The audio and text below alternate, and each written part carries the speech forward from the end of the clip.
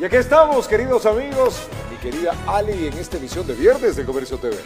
A las 7 en punto de la mañana tenemos mucha más información a esta hora de la mañana. Tráfico se congestionó en la ciudad de Quito, así que rápidamente miremos desde satélite para que usted esté bien informado. Mucha gente a esta hora está ya saliendo rumbo a las diferentes actividades y lo que están viendo, miren, la zona roja, esto que parece rojo sangre, y nos vamos a acercar lo más posible, es la vía La Mariscal Sucre, la occidental.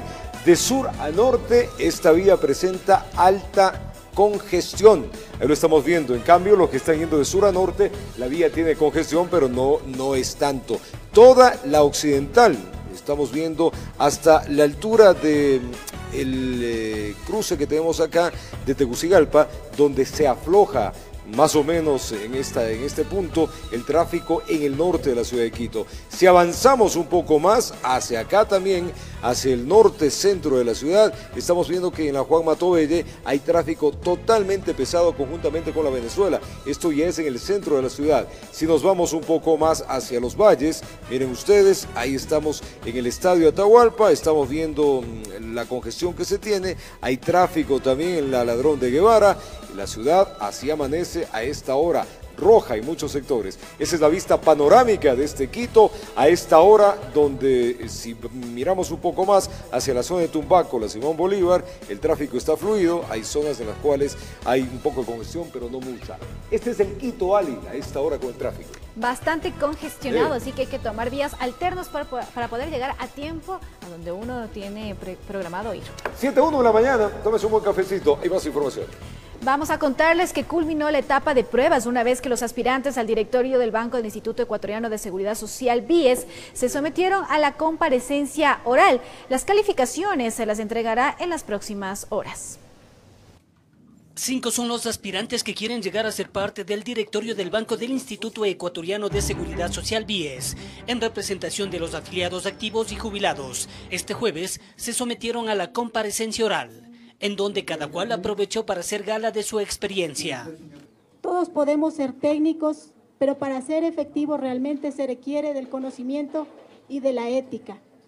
Ser personas solidarias, haber sido actores reales de procesos colectivos. Luego de haber manejado más de 20 años empresas como representante legal, como liquidador de los fondos complementarios calificado por la Superintendencia de Bancos, tener el expertise, la idoneidad y la capacidad para servir a los afiliados y jubilados del BIES. Mónica Ayala, Wilmer Cóndor, Alex Espinosa, Marco Naranjo y Evelyn Uribe creen tener la suficiente preparación para estar en el BIES y defender los intereses de afiliados y jubilados. En algún momento de la vida uno tiene que hacer algo, participar, retribuir a la sociedad y no solo quejarnos. Es por eso que este concurso público me ha motivado. Mantener la sostenibilidad de la seguridad social. Esto es, la administración de lo más sagrado que tiene una nación, que es el ahorro previsional. Comparecencia oral que es calificada sobre 30 puntos. Los candidatos serán notificados oportunamente. De ahí tendrán 2 días para solicitar una posible recalificación. Como empleada laboral que soy, sé que el IES como tal no genera muy buenos resultados en atención ¿por qué? Porque sé que ha habido mal manejo o mala instrucción de los directivos. Informó Héctor Romero. Vamos a contarle que dentro de la Asamblea Nacional se registran reacciones a la propuesta de la presidenta de la legislatura, quien presentó un proyecto de enmienda para reducir las competencias del Consejo de Participación Ciudadana. Esto se dio, le contamos. La propuesta la presentó la presidenta de la Asamblea, enmendar la Constitución para que se reduzcan competencias al Consejo de Participación y se le devuelva la potestad de nombrar las autoridades a la legislatura. Pero esta enmienda tomará al menos 1 año en su trámite y es por esto que dentro de la Asamblea nace otra propuesta, liderada por el movimiento Creo. Fabricio Villamar asegura que la salida más rápida para definir el futuro del Consejo de Participación es una reforma constitucional impulsada desde la Asamblea. Esa reforma a la Constitución nuevamente tiene 2 caminos. O la convocan los ciudadanos con un porcentaje de firmas, o la puede convocar el presidente de la República o la Asamblea. Y para este caso, lo institucional es que la Asamblea tenga capacidad de plantear un tema así y no abstraerse y estar sentados esperando que el presidente nos dé haciendo una convocatoria. La Asamblea podría aprobar un texto de reforma que sea avalado por la Corte Constitucional. Si ese texto es aprobado, la legislatura lo somete a 2 debates con una diferencia de 90 días y si es aprobado en los próximos 45, el CNE debe llamar a una consulta popular para que los ciudadanos se pronuncien aprobando o negando la reforma. Y una reforma a la Constitución en un tema tan delicado tiene que tener el punto de vista de los ecuatorianos. Y esta salida es apoyada por sectores como el de los socialcristianos, que aseguran que su oposición a la existencia del Consejo de Participación no es coyuntural. Nosotros siempre hemos sostenido que el Consejo de Participación Ciudadana y Control Social es un engendro que en la práctica estatizó la participación y no combatió a la corrupción. Es más, estuvo siempre a destajo de los caprichos del poder. Que siempre deberá ser el pueblo ecuatoriano el que defina si este consejo debe o no seguir existiendo. Nosotros consideramos que el consejo no tiene razón de ser en un régimen democrático y que debería ser el pueblo, a través del voto, en una consulta popular que defina su destino. Pero a esta posición hay críticas. El correísmo rechaza de plano una posible enmienda o reforma. Dicen que lo único que están buscando desde la oposición es bloquear la existencia de un organismo que podría cambiar el futuro político del país. Que es un acto de desesperación de la presidenta de la Asamblea Nacional haciendo méritos para buscar su reelección en el próximo periodo legislativo. Que si quieren realizar reformas a la estructura del Estado, la única vía legal posible es llamar a una asamblea constituyente. Esto no es una enmienda, esto es una reforma constitucional, porque, insisto, se le quitaría uno de los fundamentos de la razón de ser, que es la elección de las autoridades de control. La propuesta impulsada por el bloque de Creo y apoyada por los socialcristianos podría ser presentada dentro de la Asamblea la próxima semana y así tratar de buscar una salida a este enredo jurídico sobre la existencia o no del Consejo de Participación Ciudadana y Control Social. Informó Javier Gallo. Y la presidenta de la Asamblea Nacional, Elizabeth Cabezas, recibió el apoyo de los integrantes de Alianza País, con quienes se reunió en el puerto principal a puerta cerrada. El coordinador de País, César Litardo, mencionó que trataron varios temas legislativos. Además, indicó que será el bloque de País quienes pidan investigar las denuncias en contra del presidente Lenín Moreno. Que ni el presidente, que ni el gabinete, que ni esta bancada, que ningún asambleísta de AP y Aliados está obstaculizando ningún proceso de fiscalización ni de investigación en torno a las denuncias que se han hecho de supuestos manejos de empresas offshore por parte de familiares del presidente de la República, Lenín Moreno. Nuestra bancada va a ser quien proponga este proceso de fiscalización y de investigación para que el país no tenga dudas de que este caso quede esclarecido y como ya el señor presidente de la República lo ha manifestado públicamente, el presidente de la República ha manifestado y ha demostrado no tener ninguna vinculación con esta denuncia que se ha planteado. En ese contexto, en los próximos días, esta bancada hará públicamente el anuncio de cuáles serán esos mecanismos para proponer esto en el debate dentro de la Asamblea Nacional. 7:08 en la mañana, mucha atención. Este día jueves se confirmó ya la renuncia del ministro de Telecomunicaciones, Guillermo León. En su reemplazo fue designado como ministro encargado del área el actual secretario de Comunicación, Andrés Michelena. Le contamos. La renuncia del ministro Guillermo León habría sido entregada la tarde de este miércoles en manos del presidente de la República. 24 horas después, la Contraloría General del Estado emitía este documento, mediante el cual se informaba que el organismo habría ordenado la destitución de Guillermo León de la cartera de Telecomunicaciones. León se venía desempeñando como ministro desde el inicio del actual régimen. Mediante un comunicado de prensa emitido desde Carondelet, se informaba que el presidente de la República había aceptado la renuncia a León y de inmediato se ha designado como ministro encargado a Andrés Michelena, quien se desempeña como secretario general de Comunicación de la Presidencia. Informó Javier Gallo. Y la salida de Ecuador de la Unión de Naciones Suramericanas fue aplaudida por varios sectores y considerada como una acertada decisión por parte del gobierno. Expertos en diplomacia consideran que el fin con el cual se creó UNASUR nunca fue viable.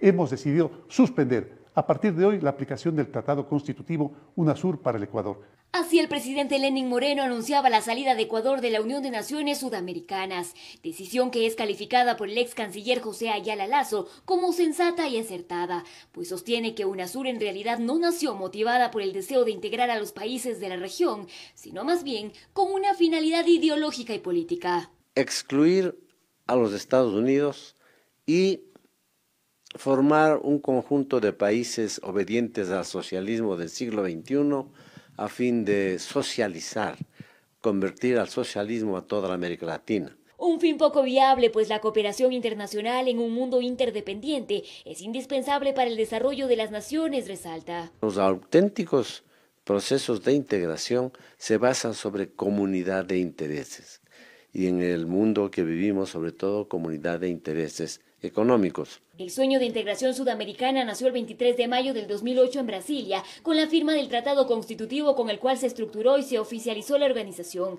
Pero fue 2 años después, el 4 de mayo del 2010 en Buenos Aires, que se designó por unanimidad a Néstor Kirchner, expresidente de Argentina, como el primer secretario general por 2 años. Sin embargo, fue el 11 de marzo del 2011, luego de cumplirse con varios requisitos que UNASUR entró en vigencia con 11 países miembros. Porque nuestro objetivo es lograr la mejor calidad de vida de los pueblos y sociedades que conforman este espacio. Los problemas más graves que ha enfrentado UNASUR es la falta de consensos internos, incluso en la designación del secretario general. En el último tramo, con el viraje de algunos gobiernos de centro y de derecha, la crisis se profundizó, por lo cual por 2 años no se ha podido elegir a secretario general y muchos de los países fundadores se han apartado del organismo. Ellos son Argentina con Macri, Brasil con Bolsonaro, Chile con Piñera, Colombia con Duque, Perú con Vizcarra, Paraguay con Abdo Benítez y ahora se suma Ecuador, quedando así Bolivia, Guyana, Surinam, Uruguay y Venezuela.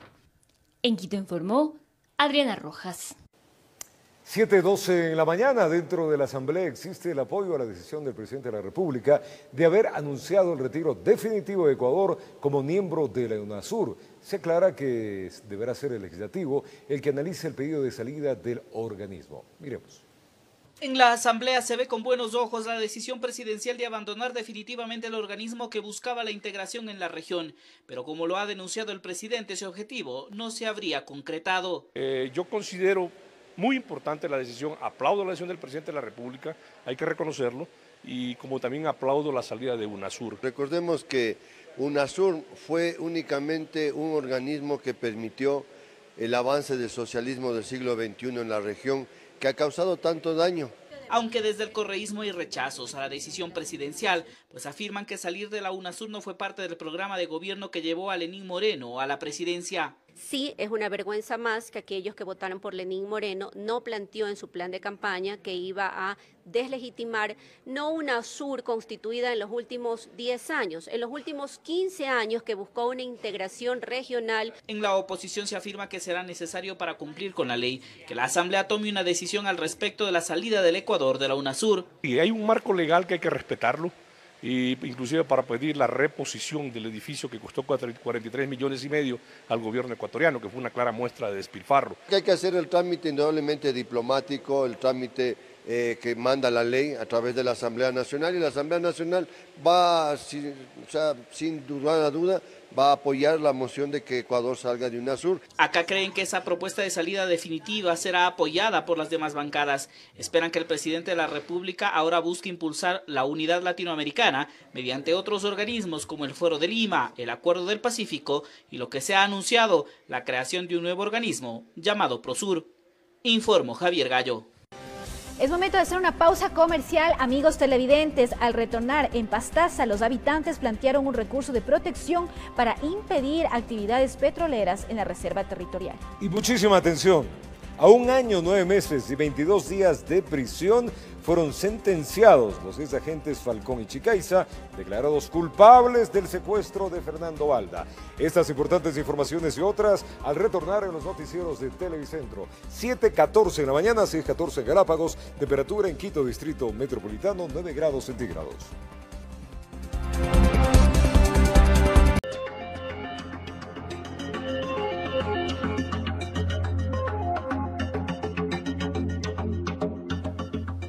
Y estamos prácticamente a una semana de los escrutinios. Es importante que usted siga conociendo a estos candidatos que acá les presentamos. El siguiente candidato está con un estado de salud delicado. Este informativo no pudo realizar la entrevista al candidato a la prefectura de Pichincha, Ángel Zapata. Pero a continuación vamos a presentarle su perfil profesional y algunas de sus propuestas de campaña. El candidato es Ángel Vicente Zapata Lucio. Sus estudios, abogado y doctor en jurisprudencia. Sus propuestas, mejorar las vías y caminos vecinales de toda la provincia.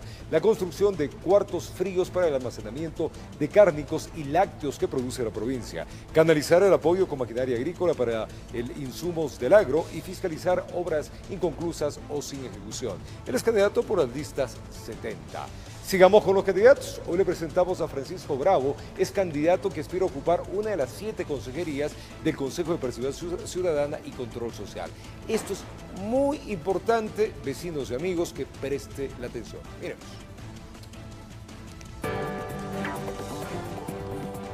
Francisco Lorenzo Bravo Macías, edad 43 años, estudios realizados, licenciado en Ciencias Públicas y Sociales, licenciado en Ciencias de la Comunicación, especialización de Periodismo, doctor en Jurisprudencia y abogado de los tribunales y juzgados del Ecuador. Experiencia laboral, abogado del consultorio jurídico de la compañía Romiet, especialista provincial jurídico de la Contraloría General del Estado, jurídico en libre ejercicio profesional. Y a 1 año, 9 meses y 22 días de prisión fueron sentenciados los ex agentes de inteligencia Raúl Chicaiza y Diana Falcón, encontrados culpables en el grado de autores de secuestro del político Fernando Balda, ocurrida en Colombia en el 2012. Por este caso también es procesado el expresidente Rafael Correa, quien actualmente está prófugo de la justicia. Un tribunal de la Corte Nacional de Justicia conformado por los jueces Miguel Jurado, Silvia Sánchez y Edgar Flores encontró los elementos necesarios para establecer la responsabilidad de Raúl Chicaiza y Diana Falcón en el plagio de Fernando Balda. Debido a los agravantes, la pena para ambos exagentes de inteligencia debía ser 9 años de prisión menor. Sin embargo, los magistrados reconocieron la cooperación eficaz, lo que redujo la sentencia a 1 año y 9 meses de prisión. Se ha empezado a hacer justicia. Se ha hecho justicia en una parte. Está dentro de los parámetros que Fiscalía anhelaba y en base incluso a la cooperación eficaz estamos conformes. Según detalló el tribunal, Chicaiza fue el hombre quien gestionó el secuestro de Balda en Colombia. A través de él se realizaron los pagos a los autores materiales y les entregó la indumentaria para el plagio, mientras que Falcón, por su lado, también estuvo involucrada con pleno conocimiento del ilícito. Pero detrás de ellos existe una cadena de mando que se cree está encabezada por el expresidente Rafael Correa y Pablo Romero, exsecretario de Inteligencia. Ambos son requeridos por la justicia, pero al estar fuera del país, el proceso en su contra no puede avanzar. Es por eso que la Corte solicitó el pasado 1 de marzo una revisión de la decisión de Interpol sobre la emisión de la difusión roja para su localización y captura. La defensa de Balda es optimista sobre esto, pues dice, hay nuevos elementos que refuerzan el argumento del pedido. Han comprobado que el secuestro se ejecutó en Colombia, pero se organizó y planificó desde el Ecuador. Pero mientras eso se tramita, Balda y su defensa plantean más acciones, una de ellas, que se investigue el presunto peculado. Aquí señalan a Pablo Romero, pues este habría dispuesto de fondos de la SENAIN para llevar a cabo el plagio.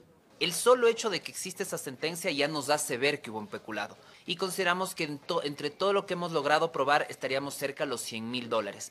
Y las acciones no solamente se quedarán en el país, también proponen un nuevo proceso en Colombia. Porque esta sentencia sería el eslabón que le falta al proceso que existe en Colombia para iniciar el proceso en contra de Rafael Correa por el delito de violación a la soberanía de ese país para intentar secuestrarme.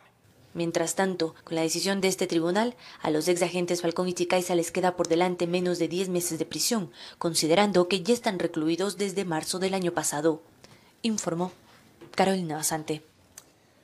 7:24 de la mañana. Preste atención. La Fiscalía pidió al Tribunal de la Corte Nacional de Justicia se llame a juicio al ex superintendente de comunicación Carlos Ochoa.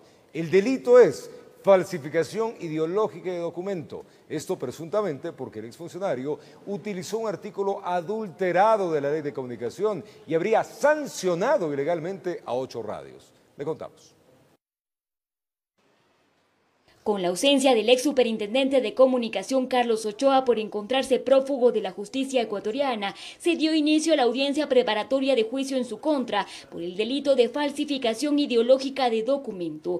La fiscal general del estado, Ruth Palacios, lo acusó presuntamente de haber sancionado ilegalmente a 8 radios utilizando un artículo adulterado de la ley de comunicación, lo que fue rechazado por la defensa del exfuncionario. No se puede probar el dolo todavía de mi defendido en torno a una falsificación ideológica, que es la teoría del caso que maneja Fiscalía. Luis Chimborazo, abogado de Ochoa, además cuestionó la tesis sostenida por la Fiscalía durante la diligencia, al señalar que su defendido se habría permitido interpretar el verdadero sentido de la ley, una acción que solo le corresponde a los legisladores. Pero él en ningún momento se arrogó una función que tiene el legislador, pues en ningún momento él ordenó el cambio de una ley. ¿Interpretó con conciencia y voluntad?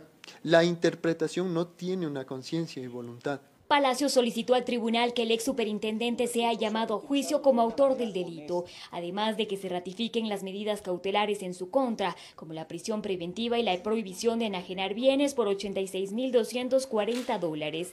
Chimborazo indicó que su defendido podría regresar al país siempre y cuando se brinden las garantías necesarias. Al ver que existe una resolución favorable, mi cliente estaría presto a sustentar la audiencia de juicio y demostrar su inocencia. Finalmente, la fiscal pidió que se insista a la Interpol en la extradición de Ochoa desde Bolivia, donde se encuentra solicitando asilo político. Luego de más de 3 horas de audiencia, esta fue suspendida. El dictamen se conocerá el próximo miércoles 20 de marzo a las 9 de la mañana. En Quito informó Adriana Rojas.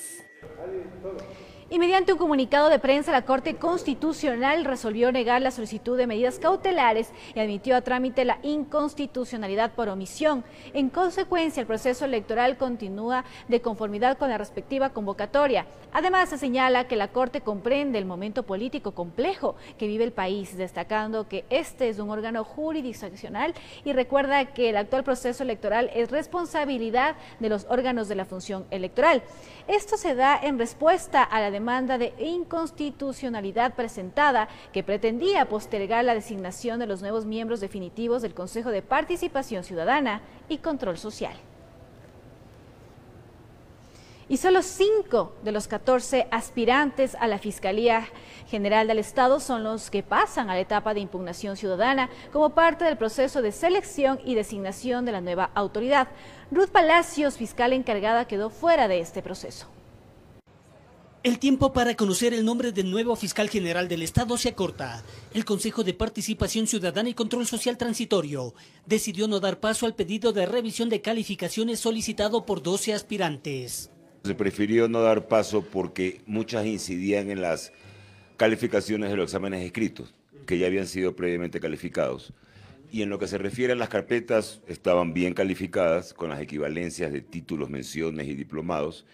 Y en lo que se refiere a la audiencia oral, ningún consejero quiso revisar la nota. Así que en función de eso, las notas quedaron iguales. Superada esta etapa, se hizo público los nombres de los 5 candidatos mejor puntuados que pasan al proceso de impugnación ciudadana. Ellos son Diana Salazar, a la cabeza con 88,17 puntos. Le sigue Merx Benavides con 85,17. Javier Bosques tiene 77,91. En cuarto lugar, Alberto Santillán con 77,79. Y finalmente Juan Bisueta con 76,93 puntos, quedando fuera la actual fiscal encargada Ruth Palacios. Y podrán presentarse las impugnaciones a los referidos postulantes a partir de la publicación de la convocatoria y de sus nombres en un diario de circulación nacional. Las impugnaciones ciudadanas deberán entrar a la comisión deberá revisarlas, cuáles pasan, cuáles no pasan, cuáles tienen problemas, cuáles no, y ese informe pasa al Pleno para aprobarlo definitivamente y señalar fechas de audiencia. Los consejeros se muestran optimistas con el tiempo que queda para que culmine el concurso. Es decir, que 2 semanas a lo mucho tenemos fiscalía. Yo le pusiera de 2 a 3, siendo prácticos de 2 a 3. Adicionalmente, el Consejo designó a Víctor Anchundia como superintendente de compañías y seguros, informó Héctor Romero. 7:29 de la mañana, el gobierno creó líneas de crédito para productores del sector pecuario. Estos préstamos serán dados con un amplio periodo de crédito, requisitos accesibles e intereses bajos. Miremos. Un acercamiento con el sector pecuario tuvo el presidente Lenín Moreno este 14 de marzo en la ciudad de Cayambe, a donde llegó para el evento Construimos Futuro para nuestro sector lácteo. Allí el jefe de Estado reiteró su compromiso al tiempo que informó sobre las nuevas líneas de crédito que dará el Estado a los productores. Estamos dando créditos fáciles. Ya no tienes que ir donde el banquero pidiendo prestado un terno. Ahora te van a tocar a la puerta de tu casa para decirte si quieres un crédito y sabemos que lo necesitan. En más de 50 años no ha habido crédito especializado y en este gobierno lo estamos mejorando. El monto máximo de estos préstamos será de $500,000 a 8 meses plazo, con 3 años de gracia.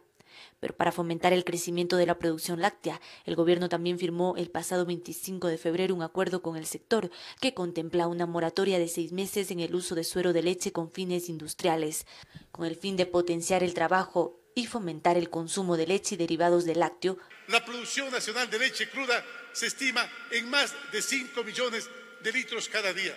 Hemos logrado que por fin la semaforización que tanto daño hizo se baje, sea considerada la leche no como una bebida, sino como un alimento y un alimento completo. Estas iniciativas se alinean al Plan Prosperidad 2018-2021, para lo cual también se pondrá en práctica el Registro Nacional Agropecuario. Informó Carolina Basante. Dirigentes de la Ecuarunari rechazaron el dictamen del juez que suspendió la consulta popular en torno a la minería en Quimsacocha. Dicen que hubo presión gubernamental. No obstante, el ministro de Energía y Recursos No Renovables señala que son las organizaciones sociales las que incluso han amenazado contra atentar contra su vida. Ahora es el Consejo Nacional Electoral el que debe decidir si acata o no este dictamen. Tras la suspensión de la consulta popular que se tenía prevista para este 24 de marzo en el cantón Azuayo, Girón, en la que se iba a decidir si la población quería o no explotación minera, la dirigencia de la Ecuarunari se pronunció. Dicen que están preocupados por el dictamen y que van a estar vigilantes para que se cumpla la consulta. De ahí que nosotros nos sumamos al clamor del pueblo de Girón, San Fernando. Nosotros hacemos extensión a nivel del país que vamos a estar vigilantes para que se cumpla la consulta, ¿no? Y sí que vamos a exigir la destitución también de este juez. En la resolución emitida por escrito, el juez Vicente Rivadeneira, quien dispuso la suspensión de la consulta popular, detalló que esta deberá estar suspendida hasta que exista un pronunciamiento expreso de la Corte Constitucional. Con ello concuerda el ministro de Energía y Recursos No Renovables, Carlos Pérez, y enfatiza que el Poder Judicial tiene independencia de pronunciarse. Lo que nosotros creemos es que la decisión para avanzar con esta pregunta no fue aprobada debidamente y entonces la juez con todo derecho pues está echando para atrás esta pregunta. Las organizaciones sociales mantienen una postura respecto a por qué el juez echó para atrás la consulta. Desde el gobierno. Son presiones del gobierno central. Pero Pérez refuta. De ninguna manera, más bien las organizaciones sociales son las que están poniendo mucha presión en los jueces, amenazándoles inclusive a su vida para que se pronuncien a favor de lo que los políticos que están manejando esto. No. La decisión ahora está en el Consejo Nacional Electoral, pues deberá pronunciarse si acata o no dicha resolución. En Quito informó Andrea Urbe. 7:39 de la mañana, gracias amigos por estar acá en la señal de Televicentro en todo el país. Los presuntos responsables de dejar a un niño de horas de nacido abandonado en una quebrada fueron capturados por agentes de la DINASET. El pequeño cuerpo fue encontrado en febrero del año pasado. Le contamos la historia. Hace 12 meses y unos días más, vecinos del sector de la lucha de los pobres al sur de la capital evitaron que el pequeño cuerpo sea devorado por perros. Agentes de la DINASED trabajaron en campo. Los lugareños describieron cómo era la persona que vieron salir de la quebrada y luego de más de un año lograron capturar a los presuntos responsables del hecho. Mi hermana se sacó el saco y le envolvió al bebé porque pensábamos que estaba vivo, porque nunca hemos pasado por esto. Aparentemente la pareja era feliz hasta que un día, producto de esa felicidad, llegó un embarazo. Del relato de la joven de 20 años, su novio no quiso saber nada, la abandonó y al sentirse sola supuestamente optó por la salida más difícil de entender, deshacerse de la criatura que cargó en su vientre por 7 meses y que se vino al mundo, es decir, lo abandonó a minutos de su nacimiento. Después de realizar varias técnicas de investigación y amparados por trabajos de ADN, se llega a identificar a los padres. El pequeño cuerpo fue encontrado por una señora que bajó en busca de hierba para los cuyes. Había nacido a los 7 meses de gestación. Quienes serían los padres de la criatura fueron capturados horas atrás por agentes de la DINASED. La chica confesó a los policías cómo supuestamente pasaron las cosas, un error por el que tienen que responder ante la justicia. Fueron ubicados transitando en la vía pública. Los presuntos padres cuentan con prisión preventiva por el aparente delito de homicidio, aunque estaban separados y ya no tenían relación alguna. Al niño que venía en camino, los dos lo procrearon. Con el resultado del protocolo de autopsia se conoce que es un trauma cráneoencefálico. Desde el punto de vista médico-legal, una muerte violenta. La instrucción fiscal será de 90 días. En Quito informó Iván Casamen. Agentes de la Policía Nacional impidieron que un extranjero atente contra la vida de su pareja. Una llamada de la presunta víctima alertó a las autoridades de la agresión por parte de este individuo. Según la policía, cuando llegaron al lugar, este hombre se encontraba con 2 armas blancas en su poder. Miremos. La agresión se presentó en la parroquia de Tumbaco. Al interior de este domicilio se encontraba una mujer, su pareja y sus 2 hijos menores de edad. En horas de la tarde, a través del ECO 911 se recibió una llamada en donde se evidenciaba una agresión por parte de este ciudadano extranjero de nacionalidad nigeriana en contra de su pareja. En ese instante la policía preventiva se movilizó al lugar evidenciando la amenaza. El hombre se encontraba con armas blancas en su poder.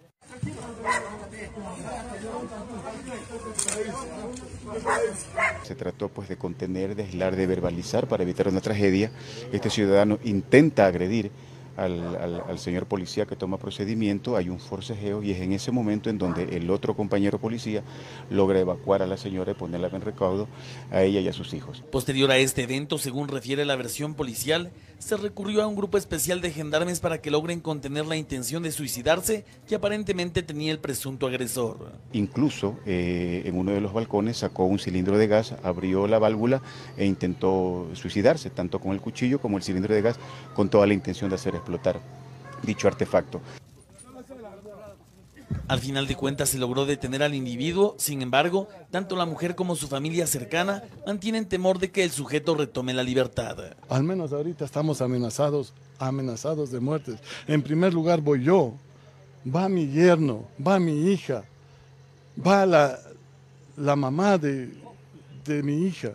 Estamos amenazados todos. Aseguran que este sujeto es de alta peligrosidad, pues en otras circunstancias ya habría intentado agredirlos. Un par de meses, mi hija, la segunda, fue perseguida con un machete, fue perseguido. Yo antes también fui amenazado con un machete. Tenemos testigos aquí a los vecinos. Refiere a la familia de la presunta víctima que esta situación viene sucediendo hace varios años. Sin embargo, fue hasta este preciso día 14 de marzo que la mujer decidió poner la denuncia en la fiscalía. Ante ello, la policía aseguró que seguirá el proceso legal respectivo por atentar contra la seguridad de su pareja, por la agresión al personal policial y de manera particular los familiares también iniciarán una acción jurídica. Informó Javier Rosero.